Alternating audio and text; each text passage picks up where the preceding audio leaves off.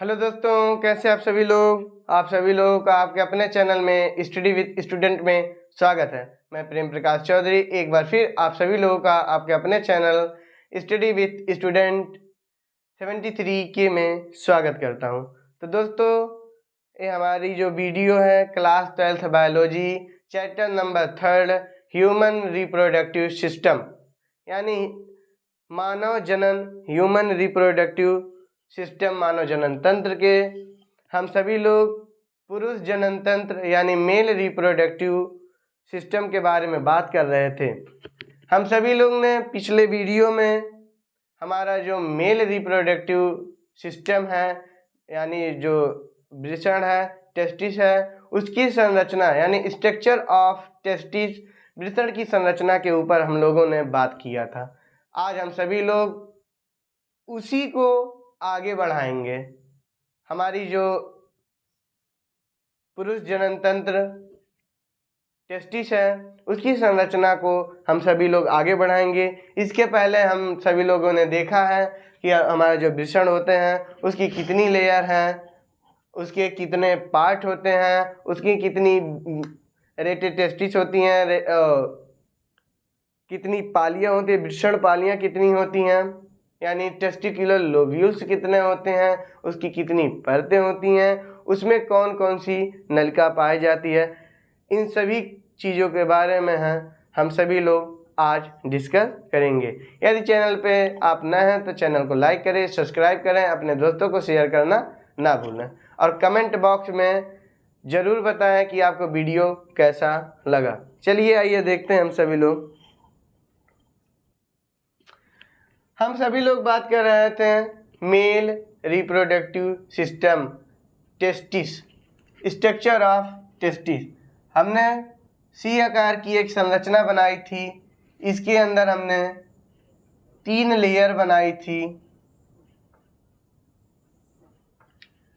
प्रथम लेयर का नाम है ट्यूनिका वेजिनेलिस और सेकंड लेयर का नाम है ट्यूनिका एल्बुजिनिया और थर्ड लेयर है उसका नाम है ट्यूनिका वास्कुलोसा।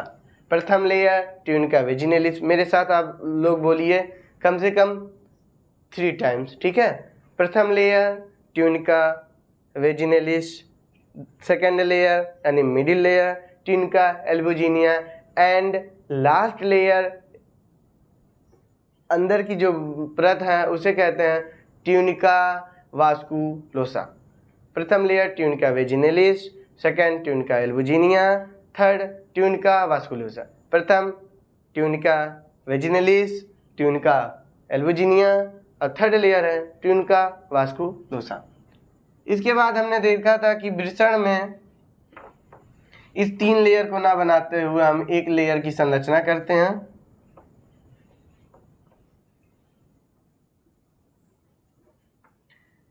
एक वृषण में लगभग 250 से 300 वृषण पालियां, इन्हीं जो हम सब धागे बना रहे हैं इन्हीं को कहते हैं वृषण पालियां। एक वृषण पाली में यानी यहाँ से यहाँ तक एक वृषण पाली है और एक वृषण पाली में लगभग 1 से 3 अतिकुंडलित नलिका होती है जिसे हम लोग शुक्र जनन नलिका सेमनीफेरस ट्यूब्यूल्स बोलते हैं। इस प्रकार से नलिका होती है, 1 होती है, 2 होती है या 3 होती है, ठीक है। 1 2 3, किसी में 1, किसी में 3, किसी में 2, यानी 1 2 3 अतिकुंडलित नलिका होती है जिसका नाम है शुक्र जनन नलिका। क्या है? शुक्र जनन नलिका। शुक्र जनन नलिका। अब इस नलिका में क्या है? इस नलिका को, ये जो हमारी इस प्रकार की नलिका है, हम सभी लोग इसकी संरचना को देखेंगे। तो जो हमारी सेमनीफेरस ट्यूब्यूल्स होती है वो इस प्रकार की संरचना होती है। आप सभी लोग हमारे साथ बनाते रहिए। इस प्रकार की संरचना होती है जिसे शुक्र जनन नलिका यानी सेमनीफेरस ट्यूब्यूल्स कहते हैं।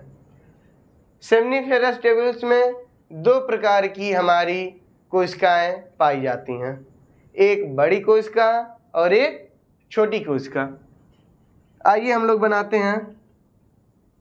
ये हो गई हमारी छोटी कोशिका। कौन सी कोशिका है? छोटी कोशिका। और इन छोटी कोशिकाओं के बीच में एक होती है बड़ी कोशिका। ये जो रेड कलर से हम सभी लोग बना रहे हैं इसे कहते हैं बड़ी कोशिका। सेमनीफेरस ट्यूब्यूल्स में दो प्रकार की कोशिकाएं होती हैं। सेमनीफेरस ट्यूब्यूल्स में दो प्रकार की कोशिकाएं होती हैं। सेमनीफेरस ट्यूब्यूल्स में दो प्रकार की कोशिकाएं होती हैं। नंबर 1 छोटी कोशिका, नंबर 2 बड़ी कोशिका। नंबर 1 छोटी कोशिका, इस छोटी कोशिका का नाम होता है नर जर्म कोशिका। नर जर्म कोशिका क्या होता है? नर जर्म कोशिका, नर जर्म कोशिका। और जो बड़ी कोशिका होती है इसे कहते हैं सर्टोली कोशिका। क्या बोलते हैं? सर्टोली कोशिका। सर्टोली कोशिका क्या बोलते हैं? रिपीट करिए।